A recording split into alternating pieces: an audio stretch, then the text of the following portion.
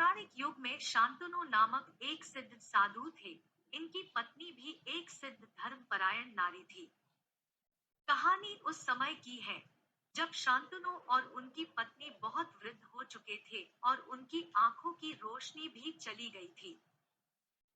इन दोनों का एक पुत्र था जिसका नाम था श्रवण कुमार। श्रवण कुमार बहुत ही सरल स्वभाव का व्यक्ति था। माता पिता के लिए उसके मन में बहुत प्रेम एवं श्रद्धा थी। वो दिन रात अपने माता पिता की सेवा करता था। अपने माता पिता का बच्चों की तरह लालन पालन करता था।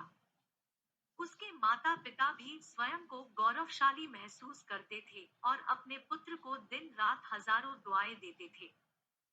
कई बार दोनों एक दूसरे से कहते कि हम कितने धन्य हैं कि हमें श्रवण जैसा मातृभक्त पुत्र मिला, जिसने स्वयं के बारे में ना सोचकर अपना पूरा जीवन वृद्ध नेत्रहीन माता पिता की सेवा में लगा दिया। इसकी जगह कोई अन्य होता तो विवाह के बाद केवल स्वयं का हित सोचता और बूढ़े नेत्रहीन माता पिता को कहीं छोड़ आता और खुशी से अपना जीवन व्यापन करता। जब ये बात श्रवण ने सुनी तो उसने माता पिता से कहा कि मैं कुछ भी भिन्न नहीं कर रहा हूँ, यह मेरा कर्तव्य है। जब मैं छोटा था तब आपने मुझे इससे भी ज्यादा अच्छा जीवन दिया और अब मुझे यह सौभाग्य प्राप्त हुआ है कि मैं आपकी सेवा करूं। आप दोनों जो भी इच्छा रखते हैं मुझसे कहें, मैं उन्हें अवश्य पूरा करूंगा।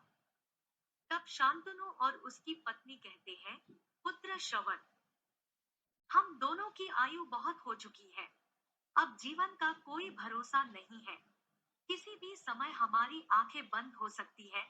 ऐसे में हमारी एकमात्र इच्छा है, हम तीर्थ यात्रा करना चाहते हैं।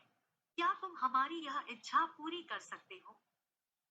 श्रवण कुमार अपने माता पिता के चरणों को पकड़कर अत्यंत प्रसन्नता के साथ कहता है, हाँ पिताश्री, यह तो मेरे लिए परम सौभाग्य की बात होगी कि मैं आप दोनों की इच्छा पूरी करूं। श्रवण अपने माता पिता को तीर्थ करवाने हेतु एक कावड़ तैयार करता है, जिसमें एक तरफ शांतनु एवं दूसरी तरफ उनकी पत्नी बैठती है और कावड़ के डंडे को अपने कंधे पर लादकर यात्रा शुरू करता है। उसके हृदय में माता पिता के प्रति इतना स्नेह है कि उसे उस कावड़ का लेश मात्र भी भार नहीं लगता। अपने पुत्र के इस कार्य से माता पिता का मन प्रसन्नता से भर उठता है और वे पूरे रास्ते अपने पुत्र श्रवण को दुआएं देते चलते हैं। तीर्थ करते समय जब वे तीनों अयोध्या नगरी पहुंचते हैं, तब माता पिता श्रवण से कहते हैं कि उन्हें प्यास लगी है। श्रवण कावड़ को जंगल में रखकर हाथ में पत्तों का पात्र बनाकर सरयू नदी से जल लेने जाता है। उसी समय उस वन में अयोध्या के राजा दशरथ आखेट पर निकले थे और उस घने वन में वह हिरण को शिकार बनाने के लिए उसके पीछा कर रहे थे। तभी उन्हें घने जंगल में झाड़ियों के पार सरयू नदी से पानी के हलचल की आवाज आती है। उस हलचल को हिरण के पानी पीने की आवाज समझकर महाराज दशरथ शिकार के उद्देश्य से तीर चला देते हैं और उस तीर से श्रवण कुमार के हृदय को आघात पहुंचता है, जिससे उसके मुंह से पीड़ा भरी आवाज निकलती है, जिसे सुन दशरथ स्तब्ध रह जाते हैं और उन्हें अनहोनी का एहसास होता है और वे भागकर सरयू नदी के तट पर पहुंचते हैं, जहां वे अपने तीर को श्रवण के हृदय में लगा देख भयभीत हो जाते हैं और उन्हें अपनी भूल का एहसास होता है। दशरथ श्रवण कुमार के समीप जाकर उससे क्षमा मांगते हैं। तब अंतिम सांस लेता श्रवण कुमार महाराज दशरथ को अपने वृद्ध नेत्रहीन माता पिता के बारे में बताता है और कहता है कि वे प्यासे हैं, उन्हें जाकर पानी पिला दो और उसके बाद उन्हें मेरे बारे में कहना। और इतना कहकर श्रवण कुमार मृत्यु को प्राप्त हो जाता है। भारी हृदय के साथ महाराज दशरथ श्रवण के माता पिता के पास पहुंचते हैं और उन्हें पानी पिलाते हैं। माता पिता आश्चर्य से पूछते हैं, उनका पुत्र कहाँ है?